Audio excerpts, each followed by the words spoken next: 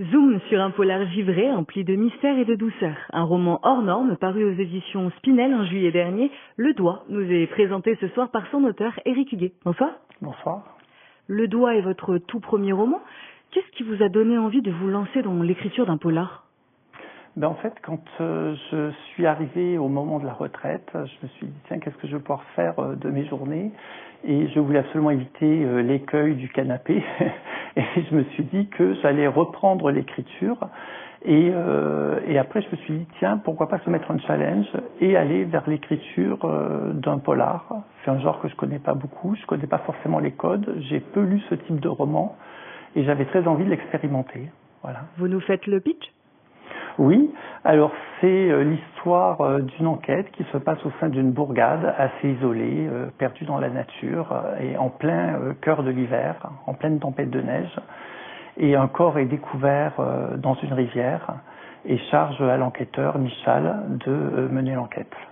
L'homme de lettres que vous êtes a déjà publié en 1997 une pièce de théâtre intitulée Hiver avec un S.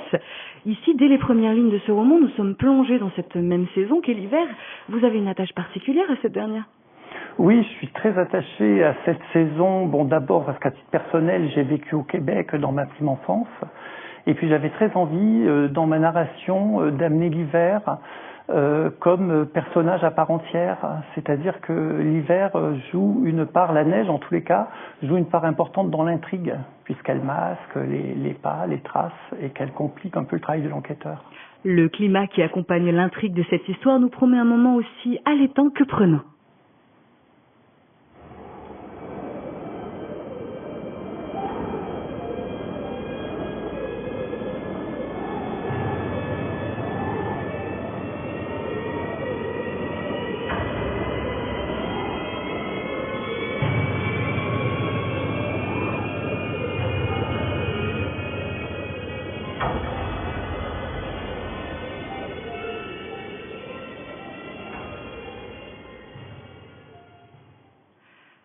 Le suspense y règne en maître, mais ce roman est-il aussi sombre ?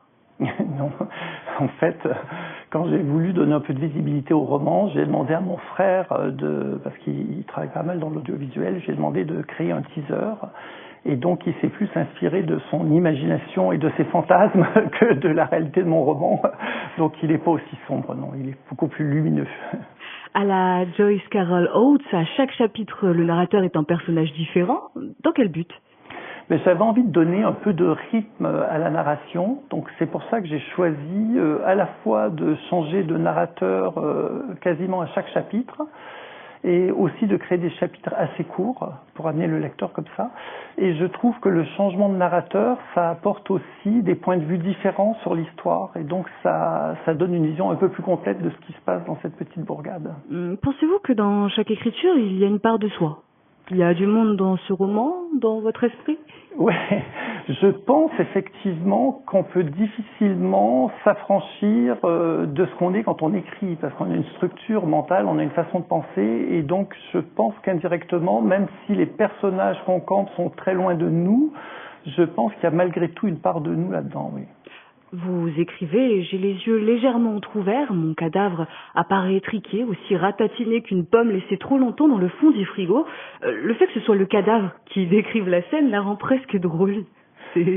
Ouais, c'était voulu en fait, c'est-à-dire que quand j'ai choisi de mettre mon Zach, donc le cadavre, comme narrateur, je me suis évidemment posé la question de la façon dont j'allais aborder la narration, l'écriture.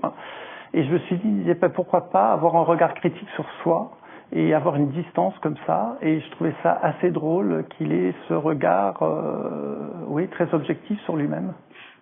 Comment on en vient à imaginer la mort de quelqu'un et cette manière de mourir ? En fait, quand j'ai fait des recherches pour mon livre, il a fallu évidemment que je trouve l'arme du crime, le motif, etc. Et donc, je me suis rendu compte qu'en cherchant bien, notamment dans les archives policières et autres, que la noyade est un des meurtres les plus difficiles à élucider. Ouais, parce qu'en fait, contrairement à des armes blanches ou à des armes à feu qui laissent des traces, si la noyade, j'ose dire, est bien effectuée dans les règles de l'art, on va dire qu'il n'y a pas de traces qui sont laissées, et pour les enquêteurs, c'est très très difficile. Ouais. Pourquoi le doigt? Qu'est-ce qu'il représente? Le doigt, il représente le nœud en fait de l'intrigue. Donc c'est difficile d'en dire plus sans en dévoiler trop, mais c'est aussi un roman qui porte sur la musique. Donc le doigt a son importance également à ce titre-là. Pourquoi est-ce qu'il faut lire ce roman? Alors là, déjà parce que je pense que c'est un roman qui est quand même assez rythmé, qui est relativement court.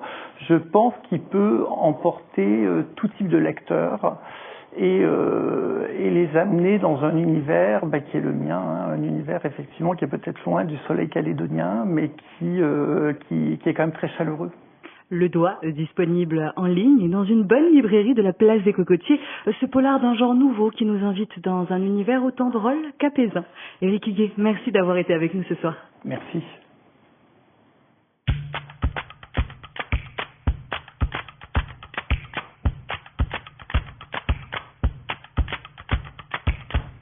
Retrouvez cette émission en replay sur votre site lapremière.nc.